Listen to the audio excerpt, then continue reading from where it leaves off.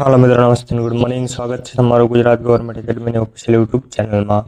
આજના આ સેશન વિડીયોમાં આપણે વાત કરવાની છે કે રેલવે ભરતી 2026 એટલે કે રેલવે ભરતી બોર્ડ દ્વારા નવી ભરતીની જાહેરાત કરવામાં આવેલી છે તેના વિશે।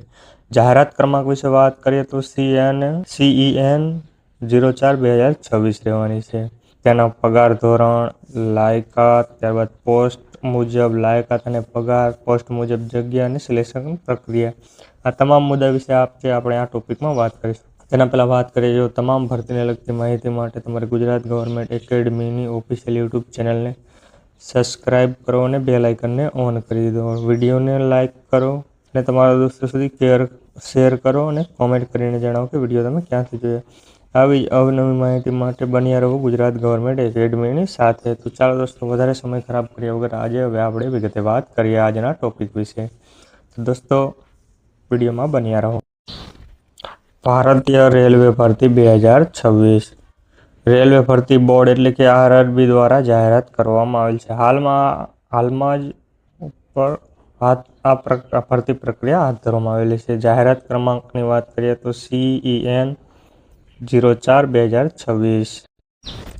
તેમાં પણ કુલ જગ્યાની વાત કરીએ તો 3993 જગ્યા પર ભરતી પ્રક્રિયા હાથ ધરવામાં આવી છે, જેમાં પણ અલગ અલગ ત્રણ પદોમાં આવેલ છે। પદ વિશે વાત કરીએ તો જુનિયર એન્જિનિયરિંગ એટલે કે JE, ત્યારબાદ ડેપો મટીરિયલ સુપરઇન્ટેન્ડન્ટ એટલે કે DMS, ત્યારબાદ કેમિકલ એન્ડ મેટલ એટલે કે વેકેન્સી વિશે તો સૌપ્રથમ સિવિલ એન્જિનિયરની 1638 જગ્યા, ત્યારબાદ ઓમિનિકલ એન્જિનિયરિંગ એટલે કે મિકેનિકલ એન્જિનિયરિંગની 1125 જગ્યા, ત્યારબાદ ઓઇલેક્ટ્રિકલ એન્જિનિયરિંગ એટલે કે ઇલેક્ટ્રિકલ એન્જિનિયરિંગની 599 જગ્યા, ત્યારબાદ ડેપો મટીરિયલ સુપરમેટ DMS સ્ટોરની 324 જગ્યા, ત્યારબાદ સિગ્નલ અને ટેલિકોમ્યુનિકેશન એટલે કે SNTની 307 જગ્યા પર ભરતી પ્રક્રિયા હાથ ધરવાની છે। કુલ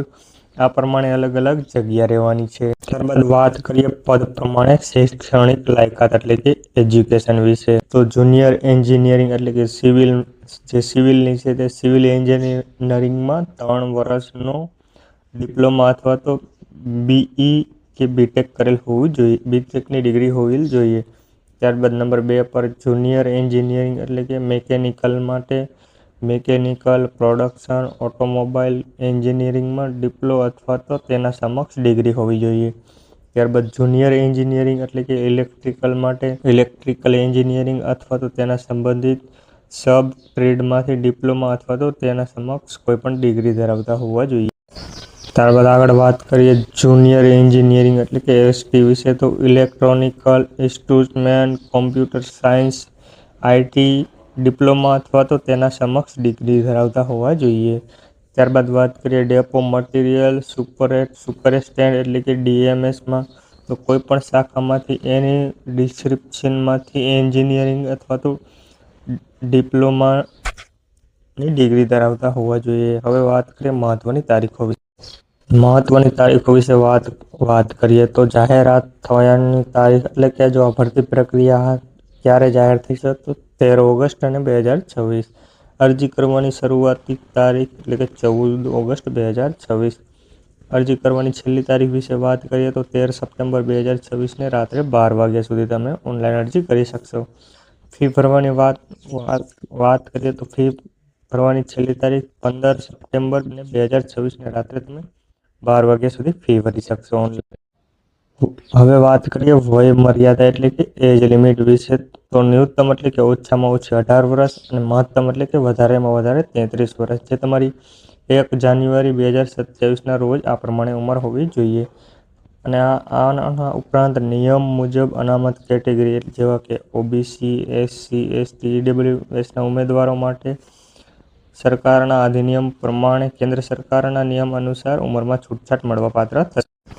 ત્યારબાદ વાત કરીએ પગાર ધોરણ વિશે તો 35,400 તમારો પે લેવલ 6 અને 7 CPR મુજબ પગાર મળશે તથા અન્ય ભથ્થા એટલે કે તમારો પગાર ટોટલ 41,500ની આસપાસ મળવાપાત્ર થશે। હવે વાત કરીએ પસંદગી પ્રક્રિયા વિશે વાત કરીએ પસંદગી પ્રક્રિયા વિશે તો સૌપ્રથમ ઉમેદવારો નીચે મુજબના તબક્કાઓના આધારે કરવાની રહેશે. CBT એટલે કે પ્રથમ ટેસ્ટ જે કોમ્પ્યુટર આધારિત પ્રથમ તબક્કાની પરીક્ષા આપવાની રહેશે અને તેમાં તમારે ક્વોલિફાય કરવું જરૂરી બનશે.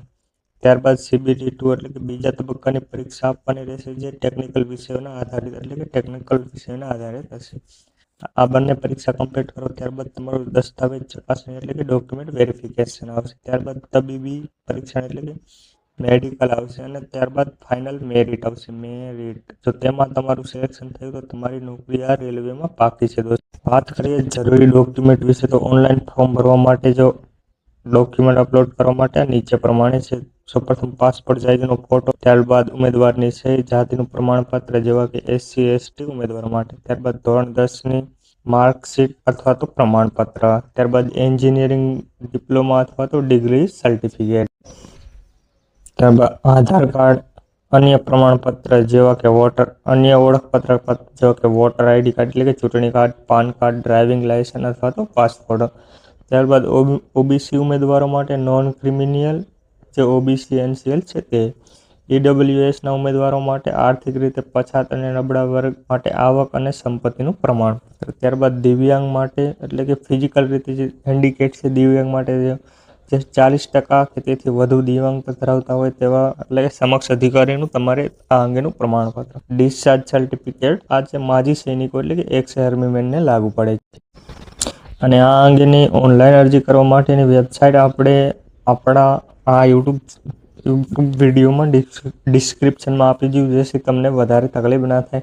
અને જો તમે લોકો કોમેન્ટ કરીને જણાવશો કે જાતે જ આવેદન કઈ રીતે કરવું તો તે પણ કરીને જણાવી દઈશું. થેન્ક યુ દોસ્તો, મળીશું ફરી નવા વિડીયો સાથે ફરી નવી માહિતી.